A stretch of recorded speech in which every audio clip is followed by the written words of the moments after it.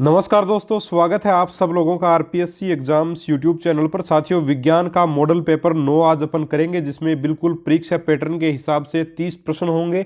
बिल्कुल exam hall वाली feeling आपको दिलाने के लिए बिल्कुल उसी प्रकार के प्रश्न तैयार किए गए हैं। बिल्कुल जिस अनुपात में प्रश्न आते हैं, जैसे बायो, फिजिक्स, केमिस्ट्री, आपकी विज्ञान प्रौद्योगिकी, सौर मंडल, आपके जो नए टॉपिक्स ऐड हुए हैं वो, प्लस आपके टीचिंग मेथड्स, सब में से प्रश्न बनाए गए हैं। जैसे प्रश्न परीक्षा में आते हैं उसी स्तर के बनाए गए हैं, ताकि आपको जो फायदा हो साथियों, है ना। समय आपका लग रहा है तो उसका फायदा आपको होना चाहिए। बिल्कुल नए पाठ्यक्रम के अनुसार अपना पेपर रहेगा। पेपर देने के बाद डिसाइड जरूर कीजिएगा कि आपको सब्सक्राइब करना है या नहीं। सब्सक्राइब कर लीजिएगा तो फायदा आपको निश्चित तौर पे होगा। चलिए शुरू कर लेते हैं टेस्ट को बिना समय गवाए। पहला आपका प्रश्न है, सजीव तथा निर्जीव के बीच की योजक कड़ी क्या है? विषाणु, जीवाणु, कवक या माइकोप्लाज्मा। साथियों, ये जो टॉपिक है सजीव तथा निर्जीव वाला, ये टॉपिक इसी वर्ष जोड़ा गया है और इसका जो उत्तर रहेगा साथियों वो रहेगा विषाणु। जो वायरस है वो सजीव और निर्जीव के बीच की योजक कड़ी कहलाती है। क्यों? क्योंकि देखिए, स्वतंत्र अवस्था में जब विषाणु प्रकृति में पाया जाता है तो ये एक प्रकार से निर्जीव की भांति रहता है, ठीक है। और जब ये किसी भी सजीव के शरीर में जो प्रवेश कर जाता है तब ये निर्जीव से सजीव हो जाता है, वृद्धि वगैरह करने लग जाता है। तो ये योजक कड़ी कहलाती है सजीव और निर्जीव के बीच की, ठीक है। ऑप्शन नंबर 1 यहाँ पे सही रहेगा। और साथियों, हमारी जो 1 से लेकर के अभी तक टोटल 8, ये अपना 9वां मॉडल पेपर, 8 पेपर अपने आ चुके हैं। अगर आप वो देखना चाहते हो डिस्क्रिप्शन बॉक्स में चले जाइएगा, आपको लिंक मिल जाएगा। सबसे पहले जो साइंस के जो पेपर्स हैं, ठीक है, जो राजस्थान बोर्ड की किताबों पर आधारित है, उनका लिंक मिल जाएगा। वो मॉडल पेपर आप लोग जरूर से ज़रूर करें, बहुत ही शानदार इसी प्रकार जो एग्जाम पैटर्न के ऊपर आधारित हैं। और हमारे जो साइंस के जितने भी सब्जेक्ट हैं, आपके बायो, फिजिक्स, सबके जो है टीचिंग मेथड सहित सारा मैटर करवा दिया गया है। नए टॉपिक्स भी करवा दिए, उनके लिंक्स भी आपको डिस्क्रिप्शन बॉक्स में मिल जाएंगे प्लेलिस्ट के, तो वहाँ जा करके आप आराम से उनको देख सकते हो। दूसरा आपका प्रश्न है,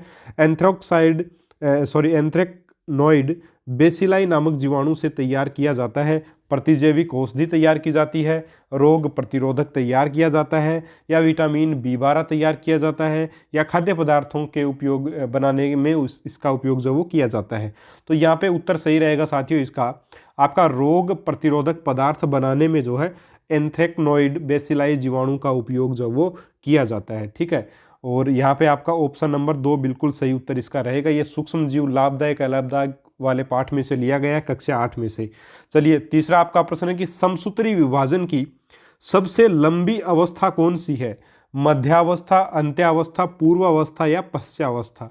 तो साथियों देखिए, सबसे लंबी अवस्था की यहाँ बात की जा रही है।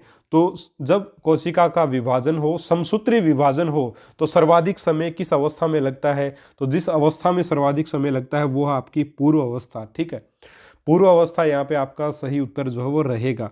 चौथा आपका प्रश्न है कि पत्थर चट्टा में किस प्रकार का जनन होता है?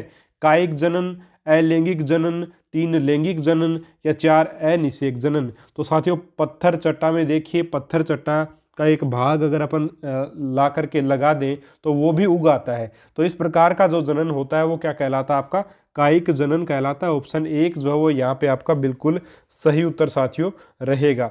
आपका 5वां प्रश्न है कि रुधिर में कैल्शियम के स्तर को नियंत्रित करने का कार्य कौन सी ग्रंथि करती है? एड्रिनल करती है, पीनियल करती है, पैराथायराइड ग्रंथि करती है, थाइमस ग्रंथि करती है। निश्चित तौर पे इसका उत्तर क्या होगा? पैराथायराइड ग्रंथि।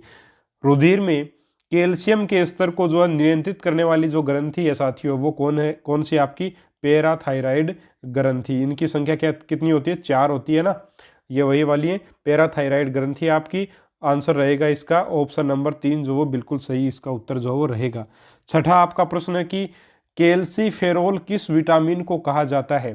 भाई, विटामिन अपने पास में विटामिन ए है, दूसरा ऑप्शन बी है, विटामिन सी है तीसरा ऑप्शन, और विटामिन डी है चौथा ऑप्शन। तो कौन से विटामिन को जो है कैल्सीफेरोल भी कहा जाता है? तो साथियों, यहाँ पे आपका जो उत्तर रहेगा वो रहेगा आपका ऑप्शन नंबर 4, यानी विटामिन डी को जो है वो कैल्सीफेरोल के नाम से भी जाना जाता है, ठीक है साथियों। तो सभी विटामिन के नाम आपको जो वो पता होने चाहिए, ऐसे भी प्रश्न जो वो पूछे जाते हैं, ठीक है। चलिए आगे बढ़ते हैं। 7वां आपका प्रश्न है कि गति के किस नियम के कारण लंबी कूद कूदने वाला खिलाड़ी कूदने से पहले तेज रफ्तार से दौड़ता है? जड़त्व के नियम के कारण, संवेग संरक्षण के नियम के कारण, क्रिया प्रतिक्रिया नियम के कारण, या उपयुक्त में से कोई नहीं। देखिए साथियों, एक धावक जो है वो मान लीजिए उसको इस बिंदु से कूदना है और उसका टारगेट है कि यहाँ तक वो कूदे, तो निश्चित तौर पे अगर वो यहाँ यहीं इसी जगह खड़ा रहेगा तो सीधा थोड़ी कूद सकता है। उसके लिए वो दौड़ करके आता है, ठीक है, दौड़ करके आएगा और फिर यहाँ पे जंप लेकर के वो इस जगह जाता है। तो वो जो दौड़ के आने का कार्य वह क्यों करता है? वो इसलिए करता है ताकि अपन जानते हैं कि देखिए जड़त्व का नियम क्या कहता है कि जो चीज़ गतिमान है वो गतिमान बनी रहना चाहती है। तो ये व्यक्ति गतिमान है, तो ये जैसे ही जंप करेगा निश्चित रूप से गतिमान है, तो ये गतिमान रहना चाहेगा और जंप करके काफ़ी आगे चला जाएगा। तो यहाँ पे जड़त्व का नियम लगेगा साथियों। ऑप्शन 1 जो है वो इसका सही उत्तर जो है वो यहाँ पे रहेगा। संवेग संरक्षण का जो नियम आपका P बराबर mv होता है, ठीक है, और क्रिया प्रतिक्रिया का नियम आप लोग जानते ही हो भाई, प्रत्येक क्रिया के विरुद्ध एक प्रतिक्रिया भी लगती है। जैसे घर्षण बल में अपन जो जमीन को नीचे जैसे चलते हैं तो नीचे की तरफ धकेलते हैं तो जमीन अपने ऊपर की तरफ धक्का एक प्रकार से लगाती है, ठीक है, आगे की तरफ धक्का अपने लगाती है। अपन पीछे की तरफ लगाएंगे तो ये आगे की तरफ अपने धक्का लगाती है। तो ये क्रिया प्रतिक्रिया का नियम जो है वो होता है, ठीक है साथियों। यहाँ पे आपका ऑप्शन 1 उत्तर हो जाएगा। 8 का आपका प्रश्न है कि वस्तु पर बल लगाकर किसी राशि को नहीं बदल सकते, किस राशि को नहीं बदल सकते? गति की दिशा को, चाल को, वस्तु के आकार को या द्रव्यमान को। तो देखिए साथियों, बल लगाकर गति को निश्चित तौर पे बदला जा सकता है। इधर लुढ़कती हुई गेंद को अगर इधर से अपन बल लगा दे तो ये इधर लुढ़कना शुरू कर देगी, तो दिशा बदल सकती है। चाल जो वो भी तेज गति से फोर्स लगाने पर ये स्पीड बढ़ जाएगी या पीछे से धक्का देने पर और स्पीड बढ़ जाएगी, इसकी तो चाल भी बढ़ जाती है। वस्तु का आकार जो वह भी परिवर्तित हो सकता है। अगर अपन अच्छे से उसको दबा दें तो उसका आकार वो परिवर्तित हो जाता है। और वस्तु का जो द्रव्यमान है साथियों, चाहे उसको अपन कितना भी दबा लें, चाहे स्पीड बढ़ा दें, उसकी गति की दिशा बदल दें, लेकिन उसका द्रव्यमान जो वस्तु का वो बिल्कुल भी चेंज नहीं होता है। तो ऑप्शन नंबर 4 यहाँ पे आपका सही उत्तर रहेगा। चलिए 9वां आपका प्रश्न है कि ऊष्मा संचरण की किस विधि में माध्यम की आवश्यकता नहीं होती है। मोस्ट इंपोर्टेंट प्रश्न है, बहुत बार परीक्षा में आया हुआ और इस बार भी आ जाए कोई बड़ी बात नहीं है। रिपीटेड प्रश्न है, रीट का बहुत ही फेवरेट प्रश्न है साइंस का। यहाँ से प्रश्न लगभग बनता ही बनता है। तो यहाँ पे सीधी सी सब लोगों को पता है, संवहन विधि में नहीं होता, चालन में नहीं होगा। आपका विकिरण विधि एक ऐसी विधि है जिसमें किसी प्रकार के माध्यम की आवश्यकता ऊष्मा के संचरण के लिए नहीं होती। तो ऑप्शन नंबर 3 जो है वो यहाँ पे आपका सही उत्तर साथियों रहेगा। चलिए 10वां आपका प्रश्न है कि दर्पण से बिंब की दूरी होती है, दर्पण से बिंब की दूरी होती है, ये आपका प्रश्न है।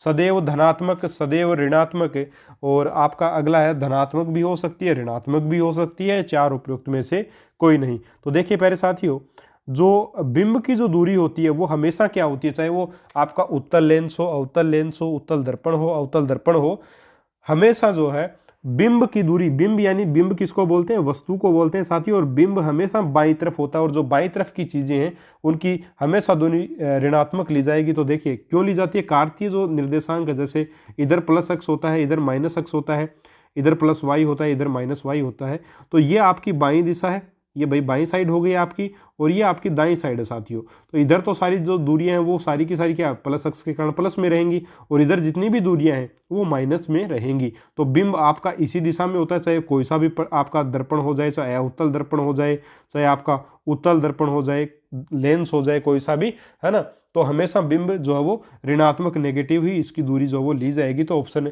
2 यहाँ पे बिल्कुल सही उत्तर आपका रहेगा। चलिए 11वां आपका प्रश्न है कि यदि सफर में जाते समय आप 12 किलोग्राम के एक थैले को धरती से उठाकर 1.5 मीटर ऊपर अपनी पीठ पर रख लेते हैं तो थैले पर किए गए कार्य की गणना कीजिए। देखिए साथियों, यहाँ पे बड़ा सीधा सा फॉर्मूला लगेगा अपने को। अपन जानते हैं कि कार्य बराबर होता है एफ एस कोस थीटा, या एफ एस कोस थीटा पर मानते हैं अपन सीधी सीधी भाषा में। लेकिन अगर मैं यहाँ पे बात करूँ तो देखिए साथियों, ऊपर की तरफ उठाया गया सीधा, तो यहाँ पे मैंने कार्य आपको बताया था कितना होगा, mgh होगा आपका। कितना कार्य होगा, mgh साथियों होगा, ठीक है। जी क्या है, गुरुत्वीय त्वरण है आपका, और गुरुत्वीय त्वरण का मान अपने को यहाँ पे अगर अपन ले लें, आपका गुरुत्वीय त्वरण का मान लीजिए मैंने 10 ले लिया, और इसका गुरुत्वीय त्वरण का जो आपका मात्रक होता है वो होता है मीटर प्रति सेकंड स्क्वायर, ठीक है। मीटर प्रति सेकंड स्क्वायर इसका क्या होता है, मात्रक होता है। तो ये अपने को लेना अगर हो तो यहाँ पे कार्य किया गया कार्य कितना आ जाएगा, एम का मान, एम क्या द्रव्यमान है, द्रव्यमान आपका 12 किलोग्राम है, जी का मान आपका 10 है और हाइट आपकी 1.5 मीटर है। ठीक है, ये सारी चीज़ें मीटर में इसलिए मीटर में रखेंगे। तो इसको जब मल्टीप्लाई करेंगे तो 12 गुणा 15 मल्टीप्लाई अपन करेंगे तो 12 और 15 को गुणा किया तो साथियों आपका कितना आ जाएगा 180। 180 कितना आ जाएगा जूल। तो कार्य अपना कितना किया गया 180 जूल कार्य जो इसके लिए किया गया। तो ऑप्शन 3 यहाँ पे निश्चित रूप से सही उत्तर आपका रहेगा। उम्मीद है बहुत अच्छे से आप इसको समझे होंगे। चलिए साथियों, और ये सारी चीज़ें मैंने करवा दी हैं, वैसे नए जितने भी टॉपिक्स हैं साइंस में जितने भी ऐड हुए सारे के सारे करवा दिए हैं। अगर आपको नोट्स लेने किसी भी सब्जेक्ट के विथ नए टॉपिक्स तो आप डिस्क्रिप्शन बॉक्स में जाइएगा, आपको हमारे इंस्टा मोजो स्टोर का लिंक मिल जाएगा, आप वहाँ से हमारे जो भी नोट्स आपको चाहिए वो ले सकते हैं। चलिए आगे बढ़ते हैं। 12वां आपका प्रश्न है, निम्न में से समांगी मिश्रण है, निम्न में से समांगी मिश्रण है, कोहरा, बादल, बारूद, हवा, इनमें से समांगी मिश्रण कौन सा साथियों। तो यहाँ पे देखिएगा कि जो 4 ऑप्शन आपको दिए गए हैं उनमें जो सही आंसर है वो है हवा। बाकी बारूद, बादल और कोहरा ये आपके क्या है, विषमांगी मिश्रण है साथियों, ये आपके विषमांगी मिश्रण रहेंगे। समांगी मिश्रण यहाँ पूछा गया इसलिए यहाँ पे सीधा उत्तर आपका होगा हवा। ठीक है, चलिए आगे बढ़ते हैं। 13वां प्रश्न है कि क्रिस्टलीकरण की प्रक्रिया है रासायनिक परिवर्तन, भौतिक परिवर्तन, रासायनिक और भौतिक परिवर्तन दोनों, और या फिर अनुत्क्रमणीय परिवर्तन। तो साथियों ये तो पहले भी मैंने आपको बताया था कि क्रिस्टलीकरण जो है, कल वाले टेस्ट में भी बता दिया था वैसे, कि क्रिस्टलीकरण की प्रक्रिया हमेशा कैसी होती है, भौतिक परिवर्तन होता है। ठीक है, ऑप्शन नंबर 2 यहाँ पे आपका सही उत्तर रहेगा। क्रिस्टलीकरण की प्रक्रिया भौतिक प्रक्रिया आपकी कहलाती है। जैसे चाशनी वाला जो प्रश्न था उसमें था, ये चाशनी से अपन जैसे बना रहे हैं, मान लीजिए मिश्री बना रहे हैं या चीनी बना रहे हैं अपन, तो ये अपन ने मिश्री और चीनी के क्या प्राप्त किए, क्रिस्टल प्राप्त किए। इसमें थोड़े छोटे क्रिस्टल प्राप्त करते हैं, इसमें थोड़े अपन बड़े क्रिस्टल प्राप्त कर लेते हैं। तो ये क्रिस्टलीकरण की प्रक्रिया होती है। ठीक है, और ये कौन सा परिवर्तन होगा, आपका भौतिक परिवर्तन होगा, क्योंकि मिश्री को दोबारा चाशनी में या चीनी को दोबारा चाशनी में बदला जा सकता है। तो उत्क्रमणीय परिवर्तन भी होगा और भौतिक परिवर्तन भी आपका रहेगा। ठीक है, चलिए आपका 14 नंबर का क्वेश्चन है कि दी हुई अभिक्रिया के लिए निम्नलिखित में से कौन से कथन सत्य हैं। ठीक है, 3FeS, एस का मतलब है यहाँ पे सॉलिड स्टेट में, यानी कि लोहा है ये। ठीक है, Fe मतलब लोहा और ये है सॉलिड स्टेट में। प्लस 4H2 यानी कि ये गैसीय जो जल है वो गैसीय स्थिति में है। Fe3O4 ये भी आपका जो सॉलिड स्टेज में है। मतलब इनकी अभिक्रिया लोहे और मतलब अपने जल की या अपने गैस जलीय रूप में गैस जल वाष्प की जो अभिक्रिया होती है, अपने को जंग बनता है, Fe3O4 एक प्रकार से बनेगा और ऑक्सीजन गैस एक प्रकार से बनती है यहाँ पे। तो देखिए साथियों, इसमें सत्य कथन आपको बताना है कि इसके लिए सत्य कथन कौन सा है। तो एक आपका आयरन धातु ऑक्सीकृत हो रही है, दूसरा आपका कथन है कि जल अपचयित हो रहा है, तीसरा आपका ऑप्शन है कि जल अपचायक के रूप में कार्य कर रहा है, चौथा आपका ऑप्शन है कि जल ऑक्सीकारक के रूप में कार्य कर रहा है। तो मेरे साथियों यहाँ पे आपको बताना क्या है, आपको यहाँ पे बताना आपको सत्य कथन। ठीक है, कि कौन से सही कथन है। अब एक से ज़्यादा भी हो सकते हैं, एक भी हो सकता है, लेकिन ऑप्शनों को देखें तो एक तो हो ही नहीं सकता, एक से ज़्यादा सही है। तो एक से ज़्यादा कौन कौन से कथन सही हैं ये आपको बताना है। और यहाँ पे जो उत्तर होगा साथियों वो आपका होगा ऑप्शन नंबर 3। यहाँ पे आयरन धातु ऑक्सीकृत हो रही है। ऑक्सीकृत होने का मतलब है, ऑक्सीकृत होने का मतलब है O2 का जुड़ना। O2 का जुड़ना ही क्या कहलाता है, ऑक्सीकरण होना कहलाता है। O2 का जुड़ना, ये ऑक्सीकृत हो रही है, यानी कि आयरन यानी Fe जो इसके साथ ऑक्सीजन देखिए यहाँ पे जुड़ रही है। तो O2 का क्या हो रहा है, आपका एक प्रकार से ऑक्सीकरण हो रहा है। तो बिल्कुल सही बात है। दूसरा कथन क्या देखिए, जल अपचयित हो रहा है। जल अपचयित, अपचयित यानी ऑक्सीजन का हटना, ऑक्सीजन का हटना। अपचयन का मतलब क्या होता है, ऑक्सीजन का हटना। तो यहाँ से देखिए आपका H2 बच गया इधर, बाकी ऑक्सीजन जो वो Fe के साथ लग गई है ना। तो Fe का तो आयरन का तो क्या हो रहा है, ऑक्सीकरण हो रहा है, ऑक्सीकृत हो रहा है वो, और जल क्या है, अपचयित हो रहा है। और तीसरा आपका जो ऑप्शन है देखिए, जल अपचायक के रूप में कार्य कर रहा है। तो देखिए जल यहाँ पे ऑक्सीकारक के रूप में कार्य करेगा। ऑक्सीकारक मतलब जो ऑक्सीजन दे दे अपने को, है ना। तो यहाँ पे, और अपचायक क्या होगा आपका, जो ऑक्सीजन ले। ठीक है, तो अपचायक थोड़ी है, ये तो ऑक्सीकारक है। जल तो ऑक्सीकारक होगा तो अपचायक नहीं होगा, इसलिए ऑप्शन नंबर जो आपका कथन तीसरा है वो गलत है। और चौथा कथन क्या है कि जल ऑक्सीकारक के रूप में कार्य कर रहा है, ये बिल्कुल सही बात है। तो 1 नंबर, 2 नंबर और 4 नंबर ये तीनों के तीनों सही कथन है इस अभिक्रिया के लिए, इसलिए ऑप्शन नंबर 3 यहाँ पे सही उत्तर आपका रहेगा। ये प्रश्न जो है वो एनसीईआरटी की किताब से साथियों लिया गया है। उम्मीद है आपको बिल्कुल पसंद आया होगा। और चलिए अभी आगे बढ़ते हैं। अगला आपका जो प्रश्न है वो है, निम्न में से असंतृप्त हाइड्रोकार्बन नहीं है। मेथेन, प्रोपाइन, एथीन या एसिटिलीन। असंतृप्त हाइड्रोकार्बन कौन सा नहीं है ये आपको बताना है। ठीक है, इसका आंसर बड़ा सीधा सा होगा। देखिए असंतृप्त हाइड्रोकार्बन कौन से होते हैं साथियों? असंतृप्त हाइड्रोकार्बन वे होते हैं जिनमें कार्बन कार्बन के मध्य या तो आपका द्विबंध पाया जाए, डबल बॉन्ड हो, या फिर ट्रिपल बॉन्ड यानी त्रिबंध हो। ठीक है, उसको बोलते हैं अपन जो है असंतृप्त हाइड्रोकार्बन, नॉन सेचुरेटेड। ठीक है, सेचुरेटेड अपने वो किसको बोलते हैं?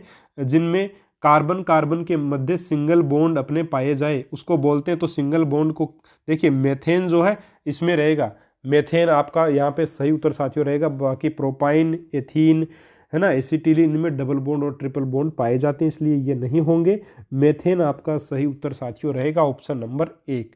चलिए आगे बढ़ते हैं। अगला आपका प्रश्न है कि लुईस अम्ल कहलाते हैं। लुईस अम्ल कौन कहलाते हैं? एक, जो इलेक्ट्रॉन युग्म त्यागते हैं। दूसरा, जो जलीय विलयन में हाइड्रोजन आयन ग्रहण करते हैं। तीसरा है कि जो इलेक्ट्रॉन युग्म ग्रहण करते हैं। या चौथा, जो जलीय विलयन में हाइड्रोक्सिल आयन देते हैं। ठीक है, तो यहाँ पे देखिए साथियों कौन सा ऑप्शन होगा यहाँ पे कि जो जलीय विलयन में हाइड्रोजन आयन देते हैं, ग्रहण नहीं आएगा यहाँ पे, देते हैं, ये वाला ऑप्शन सही होगा। लुईस अम्ल क्या कहलाएंगे आपके? ऑप्शन नंबर, सॉरी यहाँ पे ये नहीं होगा आपका, सॉरी इसके लिए यहाँ पे लुईस अम्ल की बात की जा रही है। मैं अरेनियस की संकल्पना में चला गया। ये अरेनियस जो वो हाइड्रोजन आयन से संबंधित बताते हैं, लेकिन लुईस जो है वो आपके इलेक्ट्रॉन पेयर के बारे में बात करते हैं ना। तो जो आपके इलेक्ट्रॉन युग्म ग्रहण करते हैं, जो पदार्थ आपके इलेक्ट्रॉन युग्म ग्रहण करेंगे वो आपके लुईस अम्ल कहलाएंगे। तो ऑप्शन 3 यहाँ पे आपका सही रहेगा। और जो इलेक्ट्रॉन युग्म त्यागते हैं वो आपके क्या कहलाते हैं? लुईस क्षार कहलाते हैं। ये भी आप ध्यान में रखिएगा, इनको लुईस क्षार कहते हैं। और आपका यहाँ पे अगर बात करें, देखिए ये दोनों संकल्पनाएं हाइड्रोजन आयन से संबंधित जो भी संकल्पनाएं हैं आपकी, वो किसने दी हैं साथियों? वो आपके दी हैं अरेनियस ने। ठीक है, तो यहाँ पे 16 के प्रश्न का जो आंसर होगा ऑप्शन नंबर 3 जो वो बिल्कुल सही उत्तर इसका रहेगा। चलिए 17वां प्रश्न देखते हैं कि नाइलॉन 66 का निर्माण होता है। एक, एडिपिक अम्ल तथा हेक्सामेथिलीन डाइएमीन के संघनन से। 2, एथिलीन ग्लाइकोल तथा ट्रेथेलिक अम्ल के संघनन से। 3, एडिपिक अम्ल तथा एथिलीन ग्लाइकोल के संघनन से। या 4, हेक्सामेथिलीन डाइएमीन तथा एथिलीन ग्लाइकोल के संघनन से। तो यहाँ पे देखिए साथियों इसका सही उत्तर रहेगा नाइलॉन 66 का जो निर्माण है वो एडिपिक अम्ल तथा हेक्सामेथिलीन डाइएमीन के संघनन से होता है। तो ऑप्शन 1 सही रहेगा।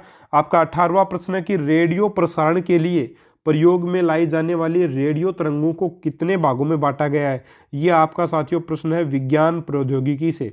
बहुत ही बढ़िया प्रश्न है। रेडियो प्रसारण के लिए प्रयोग में लाई जाने वाली रेडियो तरंगों को कितने भागों में बांटा जाता है साथियों? यहाँ पे सीधा उत्तर होगा इसका 3 भागों में बांटा जाता है। ऑप्शन 3 सही रहेगा। 3 भाग कौन कौन से हैं? पहला तो है आपका मीडियम वेव। पहला तो आपका साथियों लिखवा देता हूँ आपको, आप स्क्रीनशॉट ले सकते हैं। मीडियम वेव, पहला आपका मीडियम वेव है। ठीक है, और दूसरा आपका शॉर्ट वेव, दूसरा आपका शॉर्ट वेव हो जाएगा। और आपका तीसरा जो है वो हो जाएगा अल्ट्रा शॉर्ट वेव। तीसरा आपका हो जाएगा अल्ट्रा शॉर्ट वेव। ये आपके 3 किरणें जो है वो साथियों, सॉरी 3 तरंगे आपकी इसमें हो जाएंगी 3 प्रकार की। ठीक है साथियों, चलिए आगे बढ़ते हैं। 19वां आपका प्रश्न है कि किस रसायन का उपयोग वसा व तेलों के निर्माण में किया जाता है? 1, सोडियम क्लोराइड। 2, sodium hydroxide. 3, विरंजक चूर्ण। और 4, सोडियम हाइड्रोजन कार्बोनेट।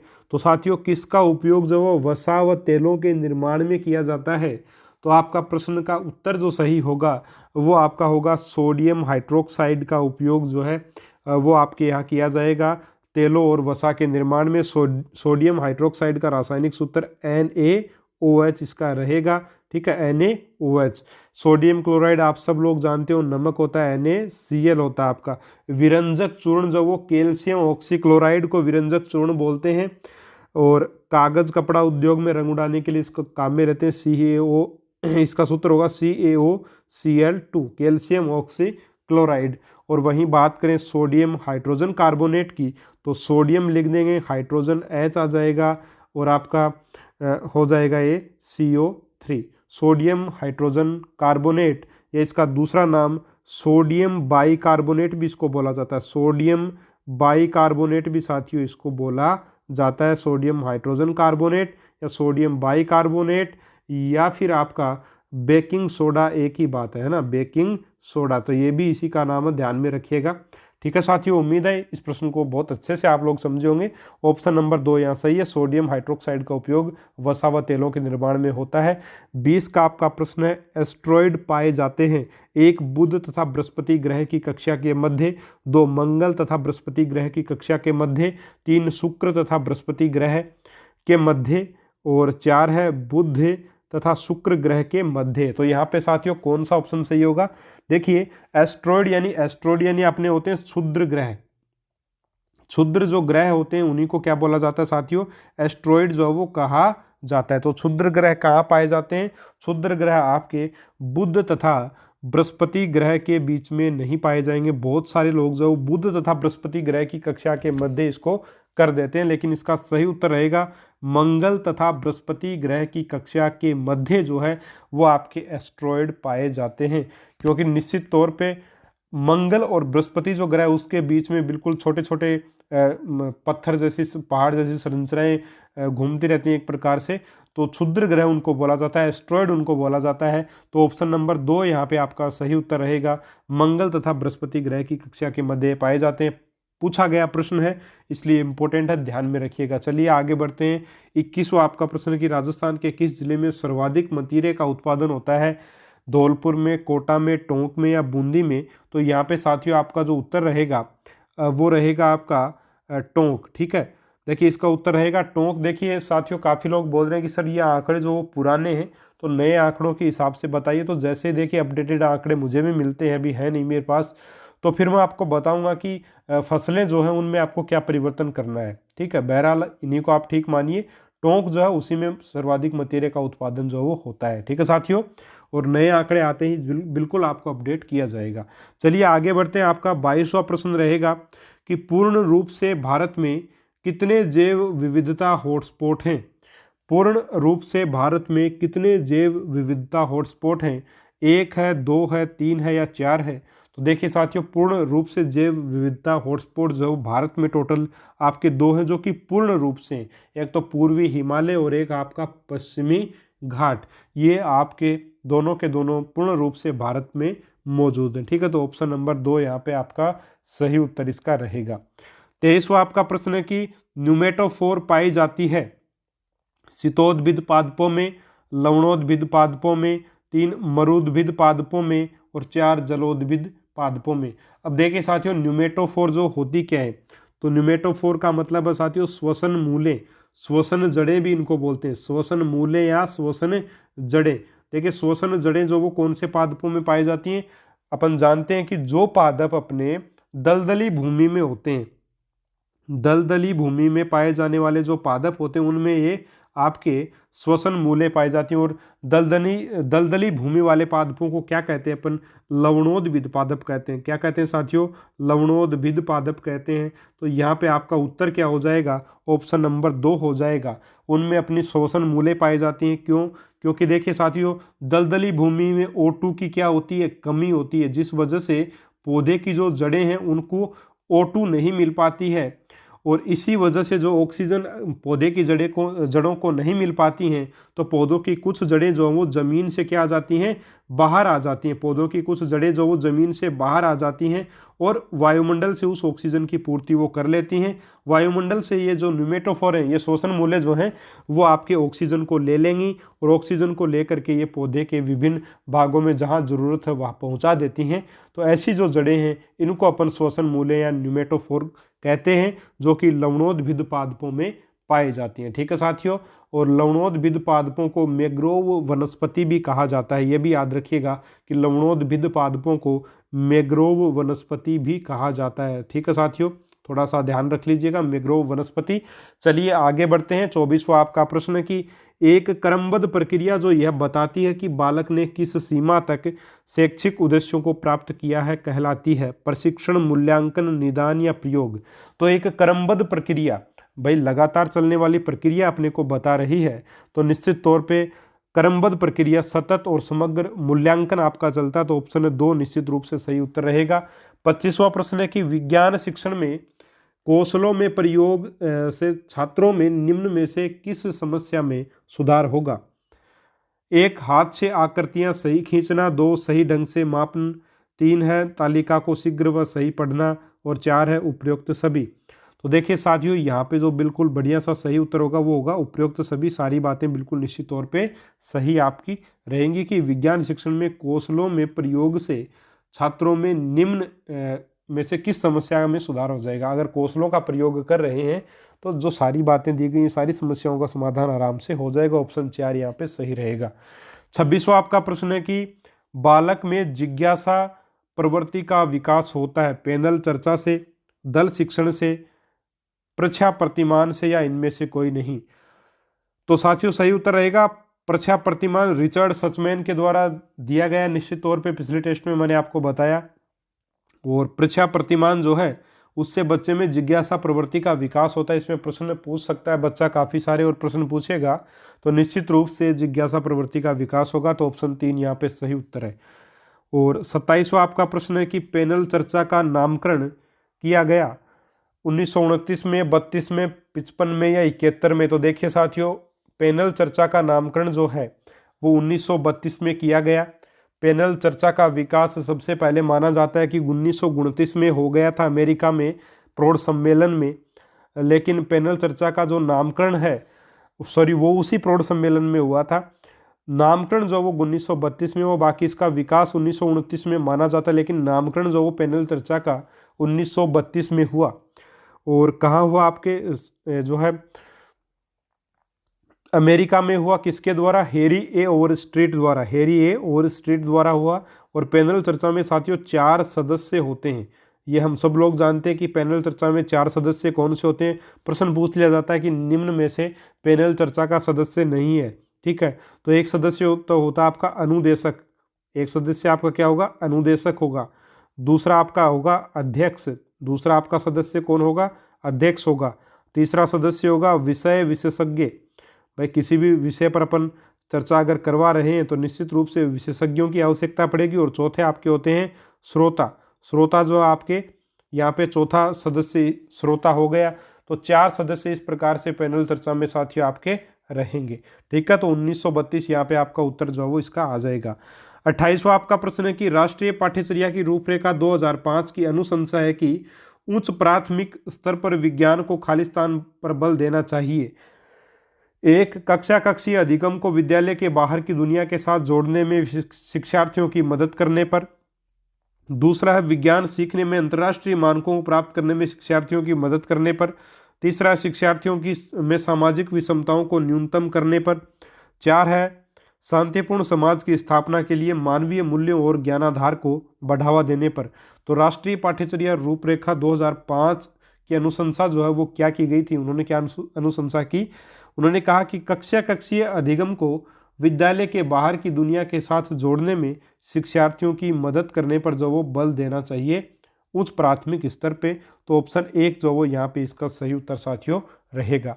29वां आपका प्रश्न है कि दृश्य सर्वे साधनों द्वारा विज्ञान अध्ययन में किस प्रकार के अनुभव प्राप्त किए जा सकते हैं? ठीक है, प्रत्यक्ष, अप्रत्यक्ष, अप्रत्यक्ष और प्रत्यक्ष दोनों, और उक्त में से कोई नहीं। तो दृश्य सर्वे साधनों से अपन प्रत्यक्ष और अप्रत्यक्ष दोनों अनुभव प्राप्त कर सकते हैं। तो ऑप्शन 3 यहाँ पे सही उत्तर हो जाएगा। 30वां आपका प्रश्न है कि तार के अनुप्रस्थ काट क्षेत्रफल बढ़ने के साथ साथ प्रतिरोध पर क्या प्रभाव पड़ता है? देखिए प्यारे साथियों, अगर तार के अनुप्रस्थ काट क्षेत्रफल को बढ़ा देंगे तो निश्चित तौर पे क्या प्रभाव पड़ेगा? उसका जो प्रतिरोध का मान है वो घट जाएगा साथियों। भाई अपन जानते हैं जो प्रतिरोध होता है, भाई आपका जो प्रतिरोध होता है वो क्या होता है? आपके लंबाई के तो अनुक्रमानुपात, यानी तार की लंबाई जैसे जैसे बढ़ती जाएगी वैसे वैसे प्रतिरोध भी बढ़ता जाएगा। लेकिन आपके अनुप्रस्थ काट क्षेत्रफल अगर a है तो अनुप्रस्थ काट क्षेत्रफल के क्या होता है? व्युत्क्रमानुपाती होता है, यानी कि अगर मान बढ़ा ए का, यानी अनुप्रस्थ काट क्षेत्रफल का मान अगर बढ़ेगा तो प्रतिरोध का मान क्या हो जाएगा साथियों, कम हो जाएगा। ऑप्शन नंबर 3 इसका सही उत्तर रहेगा।